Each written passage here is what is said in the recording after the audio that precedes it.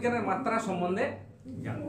তাহলে আমি আজ 9টি রাশির মাত্রা, মাত্রা মানে হচ্ছে ডাইমেনশন, হ্যাঁ, সেই জিনিসটা আজ আমি তোমাদের করাবো। তাহলে এখানে রাশির নাম, রাশির পরিচয় দেবো একটু, মাত্রা এবং রাশির যে এসআই একক সেটা সম্বন্ধে তোমাদের বলবো।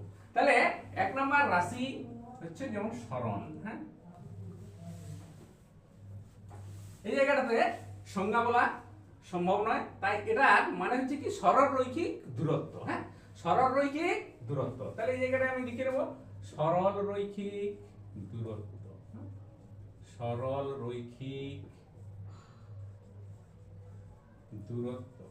তাহলে এর দূরত্ব মানেই হচ্ছে দৈর্ঘ্য, তাহলে এর মাত্রা হয়ে যাবে আমার লেংথ, হ্যাঁ, এর মাত্রা লেংথ, হ্যাঁ, এল।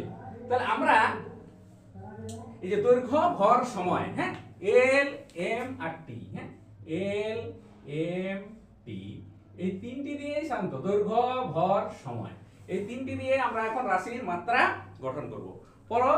পরবর্তী যে ক্লাস আছে আমরা আরো যে রাশি মানে দৈর্ঘ্য ভর সময় বাদ দিয়েও রাশির মাত্রা আমরা জানবো। তাহলে এখানে মাত্রা হয়ে গেল এল, তাহলে এর যে এসআই একক সেটা হয়ে যাবে কি আমার মিটার, হ্যাঁ, মিটার। 2 নম্বর আমার চলে এলো ক্ষেত্রফল, হ্যাঁ, ক্ষেত্রফল মানে হচ্ছে কি দৈর্ঘ্য গুণিত প্রস্থ, হ্যাঁ, দৈর্ঘ্য গুণিত প্রস্থ। তাহলে এখানে আমরা এই মানটা কি লিখবো, দৈর্ঘ্য গুণিত প্রস্থ, রাশির পরিচয়, হ্যাঁ। এবারে দৈর্ঘ্য আর প্রস্থ দুটোই কি আমার দৈর্ঘ্যই, হ্যাঁ, তার মানে এটাও এল এটাও এল, তাহলে এটা দিয়ে মাত্রা হবে আমার এল স্কয়ার।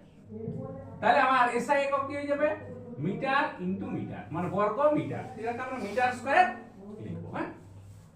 3 নাম্বার আমার চলে আসবে আয়তন, হ্যাঁ, আয়তন মানে হচ্ছে কি কোনো একটা বস্তু যতটা জায়গা দখল করে থাকে, হ্যাঁ, মানে আয়তন হয় দৈর্ঘ্য গুণিত প্রস্থ গুণিত উচ্চতা, হ্যাঁ, এর পরিচয়টা আমরা লিখে নেব দৈর্ঘ্য গুণিত প্রস্থ গুণিত উচ্চতা।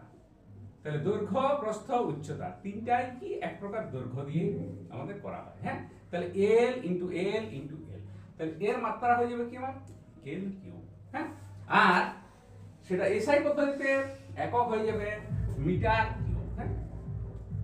তাহলে এই এসআই পদ্ধতি জানা থাকলে আমার সিজিএস ও হয়ে যায়, হ্যাঁ, সিজিএস এ এটা হয়ে যাবে সেন্টিমিটার, এটা সেন্টিমিটার বর্গ সেন্টিমিটার, এটা ঘন সেন্টিমিটার, হ্যাঁ।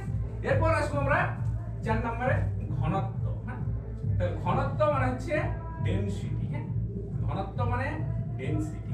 তাহলে ঘনত্ব সমান কি ভর বাই আয়তন, হ্যাঁ, কোন পদার্থের একক আয়তনের ভরকে বলা হয় ঘনত্ব, হ্যাঁ, আয়তন।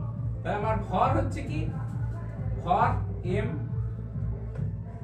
আয়তন আমার কি হয়ে যাবে এখানে ভি, যেটা ভলিউম হয়, তাহলে আয়তন আমার এখানে এল কিউব বার হয়ে গেছে, আয়তন এল কিউব হয়ে আছে। তাহলে এম এল কিউবটা যখন আমার নিচে হবে সূচকের নিয়ম অনুসারে সেটা উপরে উঠে গেলে এম এল মাইনাস 3 হয়ে যাবে, তেমনি এখানে আমার এককটা হয়ে যাবে কি কেজি কিলোগ্রাম, আর এখানে দৈর্ঘ্যের একক আমার মিটার, তাহলে মিটার মাইনাস, হ্যাঁ, যেটা নিচে হয় সেটা সূচকের নিয়ম অনুসারে আমাদের কি হয় উপরে উঠে আসবে, হ্যাঁ। এই হয়ে গেল আমার ঘনত্ব, হ্যাঁ। এরপর আমার আছে ধ্রুতি, 5 নম্বরে হচ্ছে ধ্রুতি। ধ্রুতি মানে কি আমার সরণ বাই সময়, হ্যাঁ, সরণ বাই সময়, হ্যাঁ,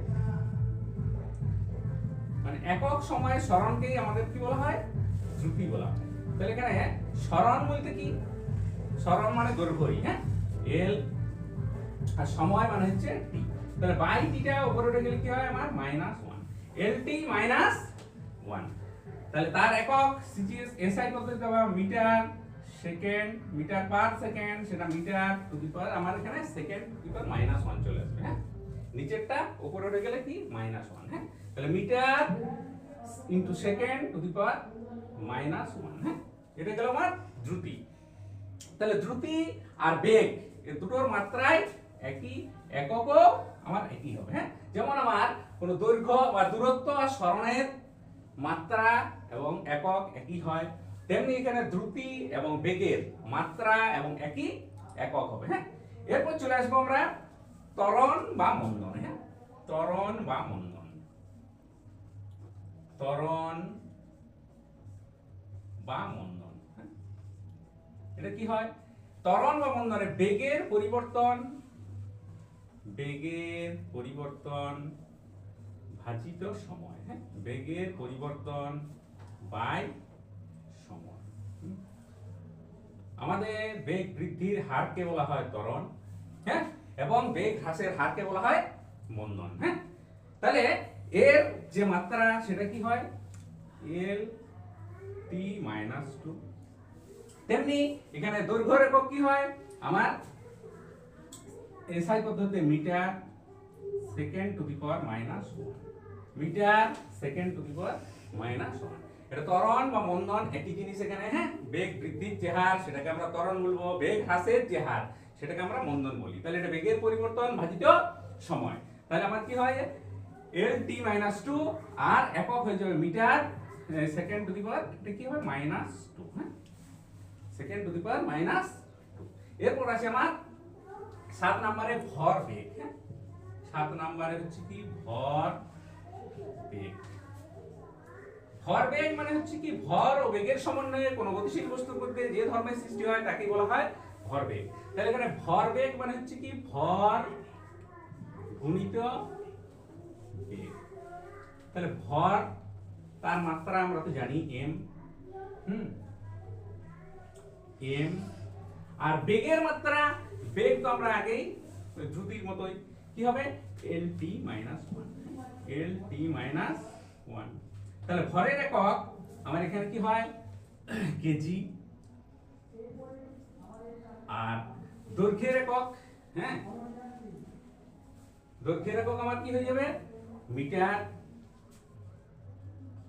আর সময়ের একক second to the power minus 1।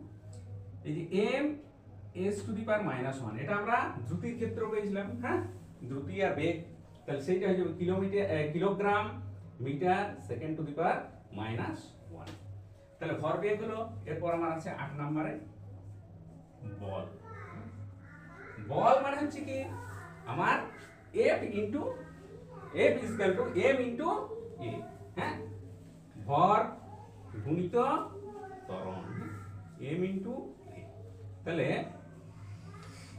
বলের মাত্রা আমরা কি পাবো?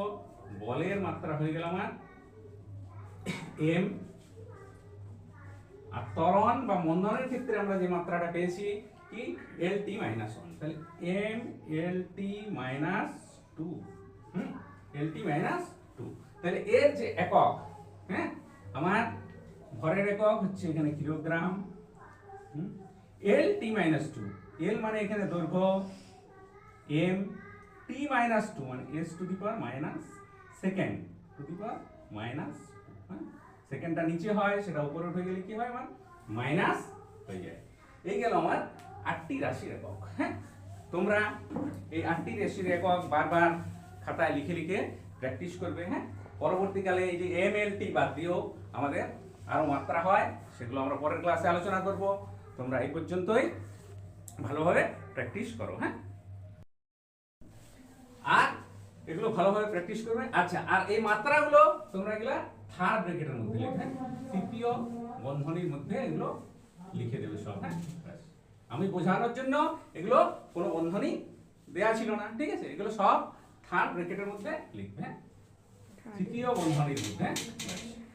আর এগুলো তোমরা প্র্যাকটিস করে যাবে পরপর। হ্যাঁ।